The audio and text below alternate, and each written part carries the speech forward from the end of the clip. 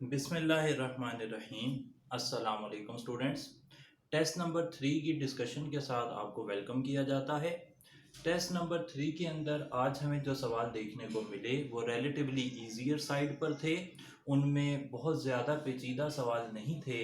BSc level का बहुत ज़्यादा हम टच नहीं दे सके। इसी वजह से नहीं दे सके कि केमिकल इक्विलिब्रियम और काइनेटिक्स दोनों ही बेसिकली एफएससी में बहुत अच्छे लिखे हुए हैं और उसमें मज़ीद कोई चीज़ की गुंजाइश रह नहीं जाती। तो कोई मसला नहीं है, लेकिन मैं ऐसा मानता हूँ कि आज के टेस्ट में पासिंग मार्क्स 35 की बजाय 40 होने चाहिए थे। हमने 35 इसीलिए रखे हैं कि हमारा जनरल ट्रेंड 35 का चल रहा है, लेकिन यहाँ पर अगर आपके 40 के करीब नंबर नहीं आए हैं तो इसका मतलब है कि आपकी तैयारी काफ़ी ज़्यादा वीक जा रही है। आप उस लेवल की तैयारी नहीं कर रहे जिस लेवल की हम उम्मीद करते हैं कि आपको करनी चाहिए। तो बहुत ज़रूरी है कि अगर आपके 40 मार्क्स नहीं आए हैं, एक के भी नहीं आए हैं, तो फिर आप जो है ना दोबारा से इस चैप्टर को देख लें, इन चैप्टर्स को देखें। फिलहाल हम क्वेश्चन नंबर 1 से स्टार्ट कर रहे हैं।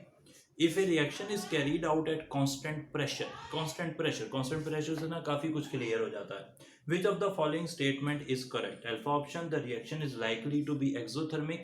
ऐसा कोई नहीं इंफॉर्मेशन हमें मिलती। कांस्टेंट प्रेशर पर एंडोथर्मिक रिएक्शंस भी होते हैं, एक्सोथर्मिक रिएक्शंस भी होते हैं। बीटा ऑप्शन देखें, the heat change is equal to change in temperature. नहीं, ऐसा नहीं है।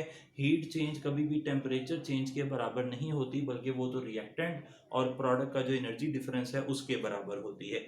चार्ली ऑप्शन देख लें, the reaction is likely to be endothermic. Again ऐसी कोई इन्फॉर्मेशन हमें नहीं मिलती कि रिएक्शन एंडोथर्मिक या एक्सोथर्मिक होने से कांस्टेंट प्रेशर का कोई ताल्लुक हो। डेल्टा ऑप्शन देखें, the heat change is equal to enthalpy change. ये बात सही लग रही है क्योंकि हम ऐसा देख चुके हैं कि delta H is equal to Q P, heat given at constant pressure is equal to change in enthalpy. सही हो गई थी बात। तो यहाँ पर हमने डेल्टा ऑप्शन टिक कर लिया।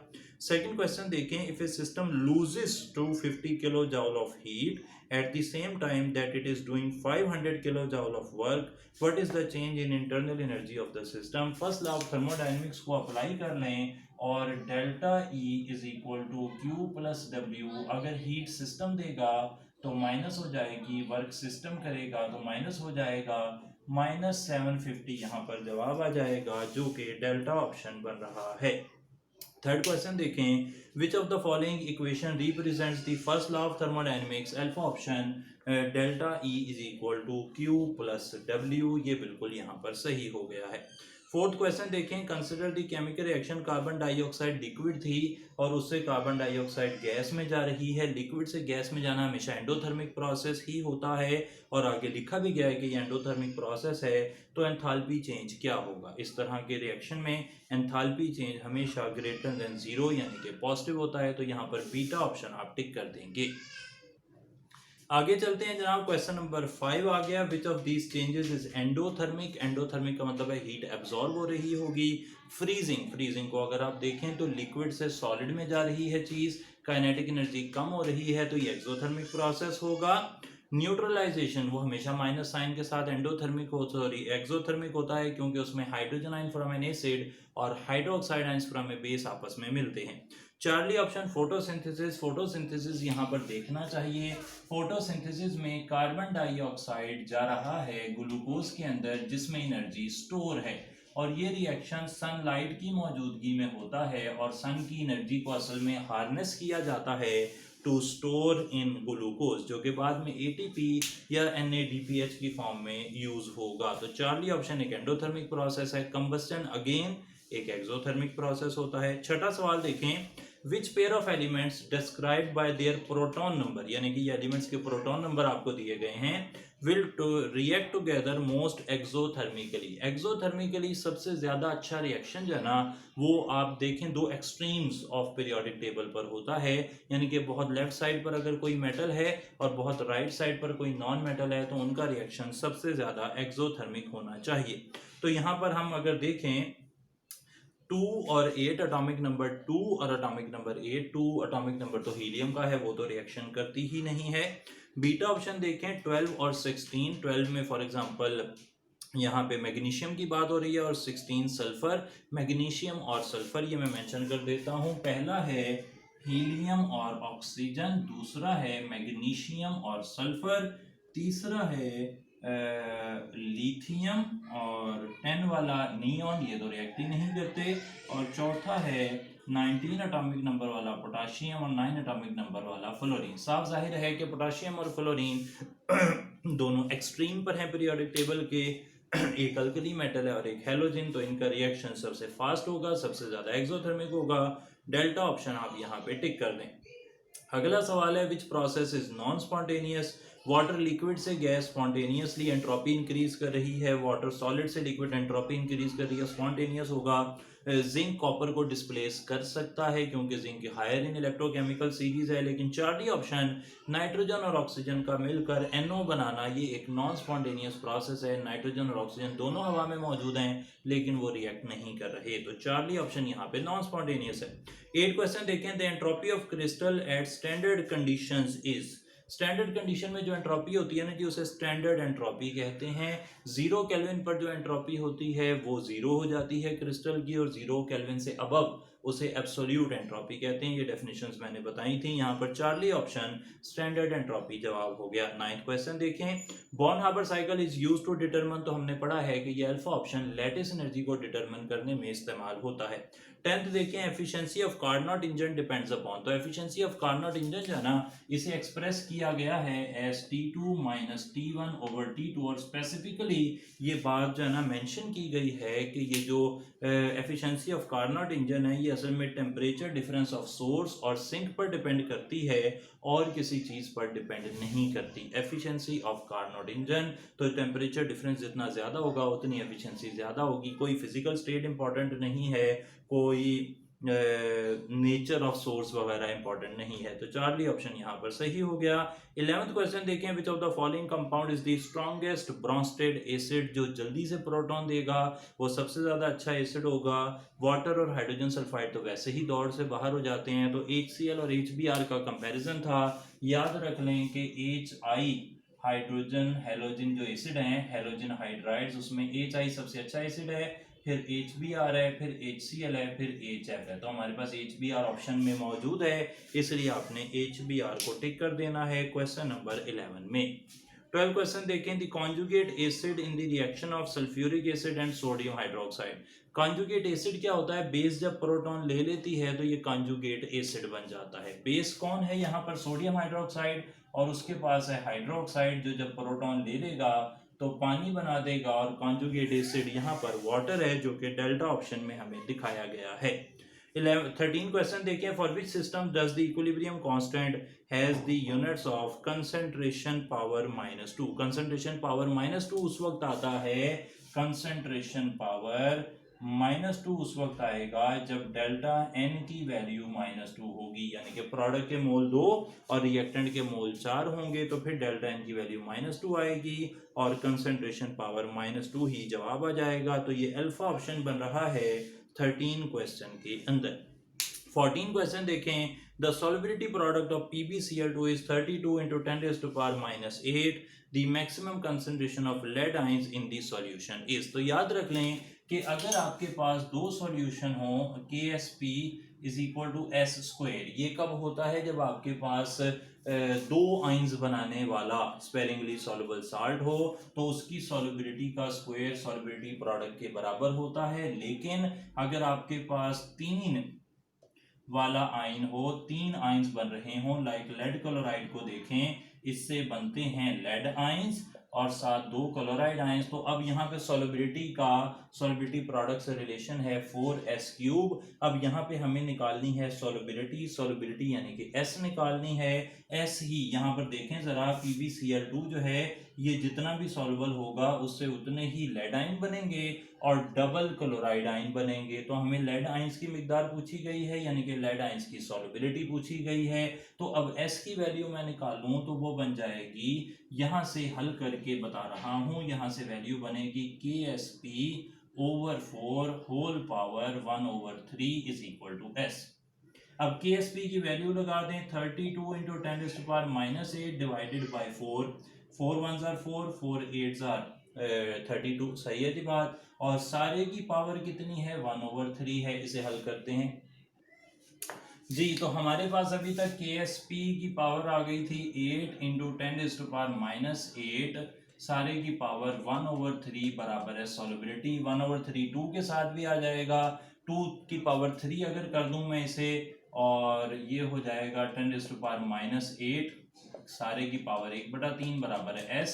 तो 3 से कट गया, यहाँ पर 2 आ जाएगा। 8 को आप काटेंगे तो यहाँ पर वैल्यू जो है वो आपके पास आ जाएगी 8/3। 8/3 ये तो तकरीबन 10 की power -8/3 is equal to S आ जाएगा। अब यहाँ से इसे हल करें तो ये वैल्यू बनती है, तो यहाँ पर वैल्यू ये आ रही है S की। अब अगर यहाँ पर असल में वैल्यू 9 होती, तो अगर यहाँ पर 9 होता तो फिर ये वैल्यू बिल्कुल सही आ जाती। 2 into 10⁻³ is equal to S आ जाता। फिलहाल यहाँ पर 8 है तो आप सवाल को क्रेडिट पे डाल दें। यहाँ पर कैलकुलेशन में थोड़ा सा प्रॉब्लम है। फिलहाल तरीक़ाकार हमने लाजमी सीख लिया है कि अगर आपके पास इस तरह का सवाल आए तो 2 आइंस होंगे।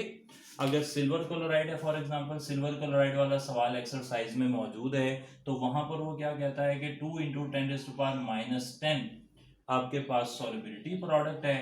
आपको पूछा जाता है कि सिल्वर आयन की कंसंट्रेशन क्या है, वो भी आप ऐसे ही निकालते हैं। उसमें आप कहते हैं KSP is equal to S², और KSP का अगर आप स्क्वायर रूट ले लेते हैं तो वो S आ जाता है। और उसकी वैल्यू जब आप 2 इंटू 10⁻⁻10 का स्क्वायर रूट लेते हैं 1/2 से, तो वो आ जाता है 1.41 10⁻⁻5। तो यहाँ पर 2 आइंस के लिए हल हुआ था एक सवाल एक्सरसाइज में। हमने 3 आइंस के लिए एक प्रैक्टिस कर ली ताकि कम से कम हमें अगर इस तरह का सवाल आ जाए तो हम उसे हैंडल कर सकते हो। फिलहाल ये सवाल इतना कामयाब नहीं हुआ क्योंकि इसमें थोड़ा सा टेक्निकल मिस्टेक आ गई। कोई मसला नहीं जी, हमें आइडिया पता लग गया है। तो 14 में अल्फा ऑप्शन हमने यहाँ पर 8 के हिसाब से लगाया था, लेकिन यहाँ पर होना चाहिए था सवाल में 32 इंटू 10⁻⁹ और उसका जवाब आता 2 इंटू 10⁻3। 15 क्वेश्चन आ गया। Which one of the following KC expression is correct for the given reaction. बहुत ही आसान है। प्रोडक्ट की कंसंट्रेशन डिवाइडेड बाय रिएक्टेंट की कंसंट्रेशन, और प्रोडक्ट का जो भी कोएफिशिएंट है वो रेट इक्वेशन में पावर बन जाता है। तो डेल्टा ऑप्शन यहाँ सही हो गया। 16 क्वेश्चन देखें। Which statement is not true about law of mass action. Rate of reaction is directly proportional to active mass of reactant, बिल्कुल सही है। एट इक्विलिब्रियम फॉरवर्ड और रिवर्स रिएक्शन का रेट बराबर हो जाता है, बिल्कुल सही है।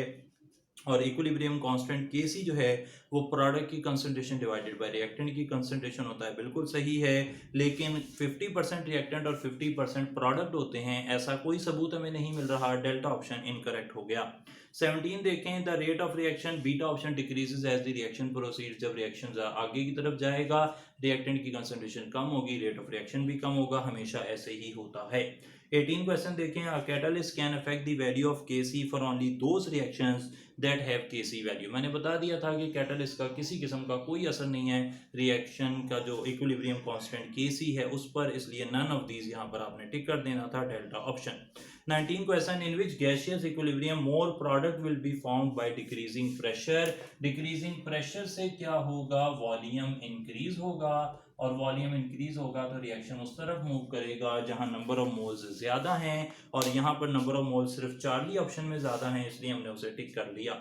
20th क्वेश्चन देख लें। When pressure is applied to the equilibrium ice reversible reaction water what will happen. तो आइस और वाटर के दरमियान में अगर आप देखते हैं ना, तो आइस और वाटर के दरमियान में जो फर्क नजर आ रहा है वो ये है कि ice is less dense then water. तो आइस का वॉल्यूम ज्यादा होता है, वाटर का वॉल्यूम कम होता है। तो अगेन यही वाली बात आप जो है वो लगा लेंगे कि आप अगर प्रेशर बढ़ा रहे हैं तो रिएक्शन उस तरफ मूव करेगा जहां पर वॉल्यूम कम है, और वॉल्यूम वाटर वाली साइड पर कम है, तो आइस जो है ना मेल्ट होना शुरू हो जाएगी अंडर प्रेशर। तो beta option more water will be formed सही हो गई जी बात। आगे चलते हैं। 21st question. The pOH of 0.1 molar HCl solution. 0.1 molar का मतलब है 10⁻⁻1 मोलर हाइड्रोजन आइंस है उसमें, और इससे जब आप पीएच निकालेंगे तो वो 1 आ जाएगी, सही है जनाब। और जब आप पीएच जमा POH करते हैं तो वो आती है 14, और POH अगर यहाँ से निकालेंगे तो 14 माइनस 1 13 आ जाएगी। POH पूछी गई थी, चार्ली ऑप्शन 13 आपने यहाँ पे टिक कर लेना है। 22nd क्वेश्चन देखें, which of the following aqua solution has the highest pH. Highest pH का मतलब है कि पीएच 7 से ज़्यादा हो गई, 8 9 10 11 12 13 ऐसी कितनी है। तो यहाँ पर बड़ा आसान था, बीटा चार्ली और डेल्टा एसिड हैं तो उनकी पीएच तो 7 से कम होगी। अल्फा ऑप्शन जो है वो बेस है इसलिए उसकी पीएच ज़्यादा होगी, 10 से और 7 से ज़्यादा होगी तो उसकी पीएच सबसे ज़्यादा है। अल्फा ऑप्शन आपने टिक कर दिया। 23rd, A solution has pH 0, its hydrogen ion concentration will be। बहुत ही आसान सवाल है जी, आप इस तरह देख लें कि नेगेटिव लॉग ऑफ 1 जो है ना वो 0 होता है, तो हाइड्रोजन आयन की कंसंट्रेशन अगर 1 होगी ना तो 1 मोलर होगी तो फिर ही उसकी pH 0 आएगी। क्लियर हो गई जी बात। आगे चलते हैं 24 question, to prepare a buffer with pH close to 9 you could use a mixture of. यहाँ पर बहुत ही आसान था, 3 एसिडिक बफर हैं, सिर्फ एक ही बेसिक बफर है। बीटा एसिडिक बफर की मिसाल है, चार्ली एसिडिक बफर की मिसाल है, डेल्टा एसिडिक बफर की मिसाल है। तो एसिडिक बफर pH 7 से कम रखते हैं, सिर्फ अल्फा ही है जो बेसिक बफर है, तो फिर वही यहाँ पर सही जवाब होगा। 24 में अल्फा हो गया। 25, a buffer solution containing 0.1 molar acetic acid, 0.1 molar sodium acetate, pKa for acetic acid is 4.76, what is the pH of buffer. बहुत ही आसान, यहाँ पर भी आपको जब साल्ट और एसिड की कंसंट्रेशन बराबर होना, ये इन्फॉर्मेशन भी आपको मैंने इस तरह दे दी सवाल की शक्ल में कि अगर आपके पास साल्ट की कंसंट्रेशन और एसिड की कंसंट्रेशन बराबर हो तो मैंने बताया था कि pKa ही pH हो जाएगी, तो यहाँ पर 4.76 जो है वो हो जाएगी pH। अल्फा ऑप्शन आ गया। 26, when HCl is added to hydrogen sulfide aqueous solution, the ionization of hydrogen sulfide, क्योंकि वो वीक इलेक्ट्रोलाइट है इसलिए उसकी आयनाइजेशन सप्रेस हो जाएगी, डिक्रीज हो जाएगी। Alpha option. 27, in analyzing group 3 of salt analysis, ammonium chloride is added before the addition of ammonium hydroxide, the function of ammonium chloride is। Ammonium chloride इसलिए डाला जाता है ताकि वो अमोनियम हाइड्रोक्साइड की आयनाइजेशन को सप्रेस करे बाय कॉमन आयन इफेक्ट, और इस तरीके से सॉल्यूशन में हाइड्रोक्साइड आयंस की मिकदार बेसिक सॉल्यूशन में थोड़ी कम कर दे। तो बीटा ऑप्शन देखें, to decrease the ionisation of ammonium hydroxide due to common ion effect. 28 देखें, in zero order reaction the rate is independent of. Temperature के इंडिपेंडेंट तो रेट नहीं होता, अलबत्ता कंसंट्रेशन ऑफ रिएक्टेंट के इंडिपेंडेंट भी होता है, कंसंट्रेशन ऑफ प्रोडक्ट के इंडिपेंडेंट भी होता है। तो delta option both B and C यहाँ पर सही हो गए। 29 देखें, velocity constant is the rate of reaction when the concentration of reactant is unity. किताब की लाइन है जी, बीटा ऑप्शन यूनिटी यहाँ पर सही हो गया। 30th क्वेश्चन देखें, if the rate of reaction for 2A + B gives us product. यहाँ पर हुआ ये है कि जो K की वैल्यू लिखी हुई है, रेट की वैल्यू लिखी है वो है K A² B, और फिर आगे वो क्या कह रहा है, if A is present in large access, तो जब A लार्ज एक्सेस में है तो वो रेट पर असर नहीं डालेगा, सिर्फ B ने रेट पर असर डालना है, और B अकेला है तो B के हिसाब से तो ऑर्डर ऑफ रिएक्शन हो गया 1। 31st क्वेश्चन देखिए, with increase in 10K temperature rate of reaction doubles, the increase in rate of reaction is due to. तो जब टेम्परेचर बढ़ता है ना तो मालिक्यूल्स की काइनेटिक एनर्जी बढ़ती है, वो ज्यादा तेजी से टकराना शुरू कर देते हैं, और टकराने से नंबर ऑफ इफेक्टिव कोलियंस बढ़ जाती हैं और इसी वजह से रेट ऑफ रिएक्शन बढ़ जाता है। तो बीटा ऑप्शन हो गया जी। 32nd, oxidation of oxalic acid by acidified KMnO4 is an example of autocatalysis, it is due to which of the following. Charlie option Mn+2 first year की book में लिखा हुआ है जी। 33rd, the enzyme catalyse reaction follow dash mechanism. Alpha option 0 order जी, BSc Sanaullah की book में लिखा हुआ था।